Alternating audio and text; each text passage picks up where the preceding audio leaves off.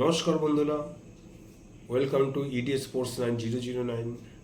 আজকের ভিডিওতে আজকে যে আলোচনাটা করব সেটা হচ্ছে গতকাল ডার্বি ম্যাচ নিয়ে। যেহেতু কালকে ডার্বি ম্যাচ শেষ হওয়ার পর আমার হাতে পর্যাপ্ত সময় ছিল না, একটা বিশেষ কাজে আমি ইনভলভ হয়ে পড়েছিলাম, সেখানে কালকে ভিডিওটা আমি বানাতে পারিনি। সেই জন্য আজকে এই সময়ে ভিডিওটা তৈরি করছি, কালকের পুরো খেলার পুঙ্খানুপুঙ্খ ব্যাখ্যা দেওয়ার জন্য তোমাদের সামনে। কালকে যে ম্যাচটা আমরা দেখলাম, আমার মনে হয় এই দশকের সেরা ডার্বি কালকে ম্যাচটাই ছিল। এত বছর পর আইএসএলে মোহনবাগান সত্যি প্রতিপক্ষ হিসেবে ইস্টবেঙ্গলকে পেল, সেই পুরনো ইস্টবেঙ্গলকে। যে ফুটবল কালকে আমরা যুবভারতী ক্রীড়াঙ্গনে প্রত্যক্ষ করলাম, সেই ফুটবল যদি বছর পর বছর চলতে থাকে তাহলে এই মরা গাঙে নতুন জোয়ার সৃষ্টি হবে এবং মোহনবাগান ইস্টবেঙ্গল সমর্থকরা মাঠ ভরাতে কিন্তু প্রস্তুত এই ধরনের খেলা দেখতে পেলে। তো কালকে যে ফুটবলটা আমরা দেখেছি বহুদিন মনে থাকবে, পুরো ইতিহাস হয়ে থাকবে। কি ছিল না 97 মিনিটের একটা থ্রিলারে, সব কিছু ছিল। পাসিং, ব্যালেন্সিং, বল পজিশন, অ্যাটাকিং, গোলমুখী আক্রমণ, উইং ধরে বল নিয়ে ছোটা, ট্যাকেল, ড্রিবলিং এবং শেষ 17 মিনিট একটা অসাধারণ সময়ের মধ্যে দিয়ে গেছে, যেখানে প্রতিপক্ষ মুহুর্মুহুর আক্রমণ এদিকে হচ্ছে, মুহুর্মুহুর আক্রমণ তার বিপরীত দিকে হচ্ছে এবং সেই সময় কিন্তু খেলার নাটকীয় ঘটনাগুলো ঘটে গেছে। ইস্টবেঙ্গলের মিগুয়েলের বাড়ানো থ্রু দিয়ে ডেভিড যে গোলটা করলো, অসাধারণ, এক কথায় বলতে গেলে অসাধারণ গোল হয়েছে। এবং তারপরে ইস্টবেঙ্গলের সেলিব্রেশন, মানে বাঁধন ছাড়া উচ্ছ্বাস ইস্টবেঙ্গলের গ্যালারিতে, প্রত্যেকটা ফুটবলারের মধ্যে। এবং ডেভিডের এক্সাইটমেন্ট এমন একটা পর্যায়ে চলে গেল যে তাকে দ্বিতীয়বার হলুদ কার্ড খেতে হলো এবং নেক্সট ম্যাচ অর্থাৎ ইন্টার কাশির বিরুদ্ধে সে কিন্তু অনিশ্চিত হয়ে পড়ল। ইতিমধ্যে ইস্টবেঙ্গল আবেদন করে দিয়েছে লাল কার্ডটাকে রিমুভ করার জন্য, বাট সে যে ধরনের অন্যায় করেছে এবং দুটো হলুদ কার্ড পেয়ে যে রেড কার্ডটা পায় সেটা কতটা পরিমাপযোগ্য সেটা কিন্তু একটা প্রশ্নের চিহ্নের মধ্যে দাঁড় করে দিয়েছে। তো তাতে কোনো অসুবিধা নেই। ইস্টবেঙ্গলের যে টিম আছে, ফরওয়ার্ড লাইন যেভাবে গোছানো আছে, ইজ্জেজারি আছে, ফরওয়ার্ড লাইনে যথেষ্ট স্ট্রং ইস্টবেঙ্গল, সেদিক দিয়ে ইস্টবেঙ্গলের খুব একটা ক্ষতি হয়েছে বলে মনে করবো না। এবং ইস্টবেঙ্গলের বিপিন হসপিটাল থেকে ছাড়া পেয়ে গেছে, অর্থাৎ তারও চোট খুব একটা ভয়ানক পর্যায়ের কিছু নয়। মনে হচ্ছে ইন্টার কাশি ম্যাচে হয়তো বিপিনও খেলতে পারবে, অর্থাৎ পূর্ণ শক্তি নিয়ে কিন্তু ইস্টবেঙ্গল নামবে ইন্টার কাশির বিরুদ্ধে, যেখানে মোহনবাগান তাদের শেষ ম্যাচ স্পোর্টিং দিল্লির বিরুদ্ধে খেলবে। এবং স্পোর্টিং দিল্লির বিরুদ্ধে মোহনবাগান জিতলেও সাধারণ জয় দিয়ে কিন্তু আইএসএল চ্যাম্পিয়ন হওয়াটা সম্ভব নয়, কারণ ইস্টবেঙ্গল একেবারে মরণ কামড় দেবে ইন্টার কাশিকে। এবং ইন্টার কাশি যদি ম্যাচটা কোনো রকম ড্র করতে পারে কিংবা তাহলে তো মোহনবাগান স্পোর্টিং দিল্লিকে হারাবে, এটা নিশ্চিত। এখানে আর কিছু বলার নেই, এই ম্যাচটা ড্র হবে না, মোহনবাগান অবশ্যই জিতবে। এবং যদি স্পোর্টিং দিল্লিকে মোহনবাগান হারিয়ে দিতে পারে, ইস্টবেঙ্গল যদি ড্র করতে পারে, তাহলে এবছর চ্যাম্পিয়নও কিন্তু মোহনবাগান হবে। বাট সেই সম্ভাবনা কিন্তু খুব একটা বেশি নেই, কারণ ইস্টবেঙ্গল এই মুহূর্তে যেভাবে ফুটছে, প্রত্যেকটা প্লেয়ারের ভিতরে যেভাবে মানে অ্যাক্টিভিটিস বেড়ে গেছে এবং তাদের জেতার যে তীব্র আকাঙ্ক্ষা, সেটাতেই কিন্তু ইন্টার কাশি ভেসে যাবে বলে আমার মনে হচ্ছে। এবং আমি দেখতে পাচ্ছি দিব্যচোখে এবছর কিন্তু আইএসএল চ্যাম্পিয়ন ইস্টবেঙ্গল হলেও হতে পারে, বাট যদি মিরাকেল কিছু না ঘটে, যদি অসম্ভব কিছু, অবাস্তব কিছু না ঘটে, তাহলে কিন্তু এবছর প্রথমবার আইএসএল চ্যাম্পিয়ন এবং 22 বছর পর কোনো আন্তর্জাতিক ট্রফি জিততে চলেছে ইস্টবেঙ্গল।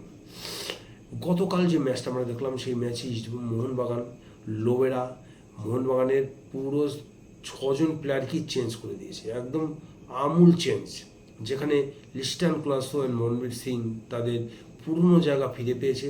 আর পুরনো জায়গা ফিরে পেয়েই তারা কিন্তু তীব্র আক্রমণে ইস্টবেঙ্গল ডিফেন্সকে তছনছ করে দিয়েছে। এবং লিস্টান ক্লাসো বাহার দিক দিয়ে আমাদের আগে দেখতাম যেভাবে বিপক্ষকে প্রায় চাপেটে ফেলে দেয় এবং রাইট ব্যাককে যেভাবে নাস্তাবোধ করে, কাল কিন্তু লিস্টন ক্লসের পা থেকে কিন্তু সেই ধরনের ড্রিবলিংগুলো আমরা দেখতে পেলাম। পাশাপাশি মনবীর সিং কালকে কিন্তু অসাধারণ ফুটবল খেলেছে এবং যেভাবে ড্রিবলিং করেছে, মানে মুক্ত বিহঙ্গ দুজন দুপাশ দিয়ে অ্যাটাক। এটাই তো মোহনবাগানের আসল খেলা। এই খেলাটা যদি লোবরা যদি প্রথম দিকেই করতো, বেকার রবসন রবিনোকে বাঁদিকে খেলিয়ে মোহনবাগানের খেলার স্টাইলটাই নষ্ট করে দিয়েছে। আমরা মলিনাকে যতই দোষ দিই, মলিনা কিন্তু একটা জিনিস বাস্তবতা কিন্তু খুব ভালো মতো বোঝে। অর্থাৎ অ্যাটাক কম হলেও উইং দিয়ে যে অ্যাটাকগুলো ছিল কার্যকরী অ্যাটাক হয়, ওখান থেকে সেন্টার ওখানে কাট করে ঢুকে গোলের শট, এইগুলো থেকে কিন্তু মোহনবাগান গত বছর কিন্তু জিতেছিল। লিস্টন ক্লসও বাদিক থেকে কাট করে হয়তো নিজে শট করছে, কিন্তু ডিফেন্স কিন্তু সবসময় একটা ব্যতিব্যস্ত ছিল এই দুটো প্লেয়ারকে নিয়ে। কিন্তু সেই জিনিসটা এই বছরের পর উধাও। রবসন রবিনোকে নামাতে গিয়ে সেই, আর লিস্টন ক্লসকে ডান দিকে নিয়ে এসে লিস্টন ক্লসও ওই পজিশনে কিন্তু সাবলীল নয়। বাঁ দিকে সে যতটা ক্ষিপ্রতর, ডান দিক দিয়ে সে ততটা ক্ষিপ্রতর নয়। আর মনবেশ কিন্তু ম্যাচ টাইমই পেল না। সুতরাং এতগুলো ম্যাচ কিন্তু মোহনবাগানের কোচের পরিকল্পনার অভাবের জন্য কিন্তু ড্র করতে হয়েছে মোহনবাগানকে, আমি সেটাই বলবো। আর কালকের ম্যাচে মোহনবাগান যে ফুটবলটা খেলেছে, ভাগ্য সহায় থাকলে কালকে ম্যাচটা কিন্তু মোহনবাগান জিতে ফিরতে পারতো। ম্যাকলারের ওই মিস মানে ভাবাই যায় না, যেখানে ওদের প্রভুসকন গিল যে সেভটা করেছে, ম্যান অফ দ্য ম্যাচ কিন্তু ওরই পাওয়ার কথা ছিল। প্রভুসকন গিল যেভাবে মোহনবাগানের গোলগুলোকে আটকেছে, ওরই কিন্তু ম্যান অফ দ্য ম্যাচ পাওয়া উচিত ছিল। এবং এক্ষেত্রে কিন্তু মোহনবাগানের ভাগ্য সুপ্রসন্ন ছিল না। এবং আমি পাশাপাশি আর একটা কথা বলবো যে ইস্টবেঙ্গলের যে ট্যাকটিস, অস্কার বুজোর যে ট্যাকটিস, সেই ট্যাকটিসে কিন্তু ইস্টবেঙ্গল বেরিয়ে যাচ্ছে। তার কারণ যে ফাউলটা কালকে সিবিএ করেছে, যে ফাউলটা সিবিএকে ম্যাকলারেন করেছে বলে পেনাল্টিটা দিল না। সিবিএর কিন্তু হাতে লেগেছে বল, পুরো হাতে, পেনাল্টি একদম অনিবার্য পেনাল্টি। এর ভিডিও ফুটেজ থেকে কোনোভাবেই বোঝা যাচ্ছে না ম্যাকলারেনের সাথে সিবিএর স্পর্শ হয়েছে বা সংঘর্ষ হয়েছে, কিচ্ছু হয়নি। সিবিএ ব্যালেন্স রাখতে না পেরে কিন্তু পড়ে গেছে এবং সেই সময় তার হাত কিন্তু বলে লেগে যায়। একেবারে অবধারিত পেনাল্টি, সেই পেনাল্টি কিন্তু কালকে রেফারি কিন্তু দেয়নি। এবং খেলা শুরু হওয়ার আগে 2-3 দিন আগে থেকে অস্কার বুজোর ওই যে প্রচার, নেগেটিভ প্রচার, তার জন্য এই রেফারিরা কিন্তু প্রচণ্ড চাপে থাকে এবং ভুলভাল সিদ্ধান্ত নিতে তারা কিন্তু বাধ্য হয়। কালকে ওটাই কিন্তু পেনাল্টি দিতে পারতো, কিন্তু ইস্টবেঙ্গলের ওই কথা তার মনে এসে গেছে। যদি ইস্টবেঙ্গল থেকে আবার প্রতিবাদ করে, সেই কারণে কিন্তু ওই পেনাল্টিটা দেয়নি। নিশ্চিত পেনাল্টি কিন্তু কালকে মোহনবাগান মিস করেছে। এছাড়া ইস্টবেঙ্গল যে গোলের সুযোগ দুটো পেয়েছে, মানে বিপিনকে ক্ষমার অযোগ্য, ওটা কিন্তু নিশ্চিত গোল। ওটা ওখান থেকে কীভাবে মারে, এছাড়া একটা বল পোস্টে লেগেছিল, ওটাও কিন্তু গোল হতে পারত। এছাড়া আরও 2-3টে সুযোগ কিন্তু ইস্টবেঙ্গল ওপেন চান্স পেয়েছিল, কিন্তু তাদের ব্যর্থতার জন্য সেই গোলগুলো হয়নি। বাট বল পজিশন কিন্তু মোহনবাগানের 57% ছিল। মানে বুঝতে পারছো কতটা ডমিনেশন করেছে কালকে মোহনবাগান এবং বারংবার অ্যাটাক করেছে। সত্যি কালকে অ্যাটাকগুলো মোহনবাগানের ভালো ছিল এবং কালকে লাস্ট ম্যাকলারেনের গোলটা যদি হতো তাহলে কিন্তু কালকেই মোহনবাগান চ্যাম্পিয়ন হয়ে যেত, আমি বলতে পারতাম। বাট যেহেতু ড্র হয়ে গেছে, গোল পার থেকে ইস্টবেঙ্গল বহু কদম এগিয়ে আছে। সুতরাং লাস্ট ম্যাচে মোহনবাগান 7-8 গোল দিয়ে চ্যাম্পিয়ন হবে, এটা ভাবাটা কিন্তু মূর্খামি। সুতরাং একটা পথই আছে, যদি ইস্টবেঙ্গল ড্র করে, ইন্টারকাশের সাথে যদি ইস্টবেঙ্গল ড্র করে এবং মোহনবাগান স্পোর্টিং গোয়াকে হারাবেই, এটা বলার কিছু নেই, কেন প্রত্যেক দিন এক জিনিস হয় না। আর উইং দিয়ে যদি আক্রমণ করে, কতক্ষণ ডিফেন্স ধরে রাখতে পারবে, সেটাও কিন্তু একটা প্রশ্ন। সুতরাং মোহনবাগানকে স্টিল চ্যাম্পিয়ন হতে হলে এবছরে লাস্ট ম্যাচটা গোলের সংখ্যা বাড়াতে হবে, প্রথম থেকে গোল পেতে হবে। যদি 7-8 গোল মোহনবাগান দিতে পারে, তাহলে আর কারোর দিকে তাকাতে হবে না। ইন্টারকাশি যথেষ্ট শক্তিশালী দল, মোহনবাগানের সাথে সমানে সমানে ফুটবল খেলেছে এবং তাদের অ্যাটাকও আছে। মানে অঘটন কি তো ঘটতেই পারে, মানে ইস্টবেঙ্গলের সাথে তো ইন্টারকাশি ড্র হতেও পারে বা জিতেও যেতে পারে। সুতরাং এখনই হতাশ হওয়ার কোনো কারণ নেই।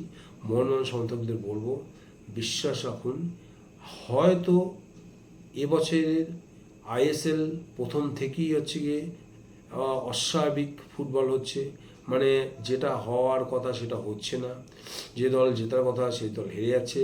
সুতরাং এমন পরিবর্তনগুলো হচ্ছে, খেলাগুলো এমন রেজাল্ট আসছে যেটা কিন্তু আসনীয় নয়। সুতরাং সামনে লাস্ট ম্যাচ পর্যন্ত মোহনবাগান ইস্টবেঙ্গল দর্শকদের কিন্তু অপেক্ষা করে থাকতে হবে অ্যাকচুয়াল চ্যাম্পিয়ন হচ্ছে কারা, এবং একই সময় সেই ফুটবলটা হবে এবং আমরা এই 21 তারিখের আশায় কিন্তু বসে থাকবো। কালকের ম্যাচে আপুইয়া মাঝমাঠে ভারতীয় ব্রিগেড নিয়ে যে মাঝমাঠ কালকে লোবেরা সাজিয়েছেন, অসাধারণ ফুটবল খেলেছে তারা। ওর মাঝমাঠের দখলদার রেখেছেন, পাশাপাশি রশিদে মিগুলের ইস্টবেঙ্গল করা মাঝমাঠও কিন্তু তুল্যমূল্য ভালো ফুটবল খেলেছে। মানে প্রতিটা পজিশনে প্রত্যেকটা জায়গায় কিন্তু দুটো দলেরই প্লেয়াররা কিন্তু মানে 100% দিয়ে ফুটবল খেলেছে, কাউকে দোষ দেওয়া যায় না, প্রত্যেকে 100%। জেতাটা অতীব্র আকাঙ্ক্ষা কিন্তু দু দলের প্লেয়ারদের মধ্যে মজুদ ছিল, সেটা কিন্তু আমরা খেলার মধ্যেই দেখতে পাচ্ছিলাম। শুধু একটা উপভোগ্য ফুটবল ম্যাচ কিন্তু আমরা কালকে দেখলাম।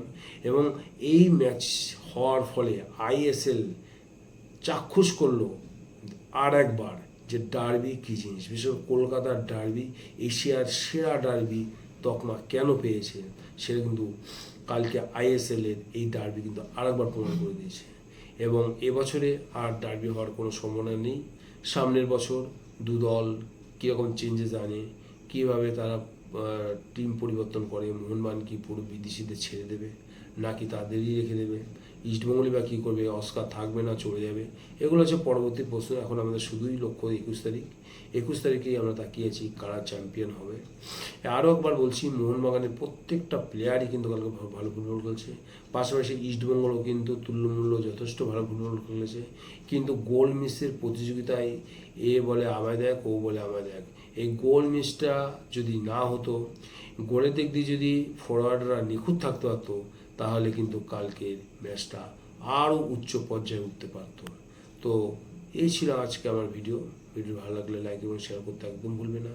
যারা প্রথমবারই চ্যানেলে এসছো, এখনও সাবস্ক্রাইব করোনি, কিসের এত ওয়েট করছো, সাবস্ক্রাইব করে ফেলো, যাতে নতুন নতুন ভিডিও সবার প্রথম তোমরা পেতে পারো। আর এই ভিডিও দেখার জন্য তোমাদের অসংখ্য ধন্যবাদ। আবার দেখা হবে।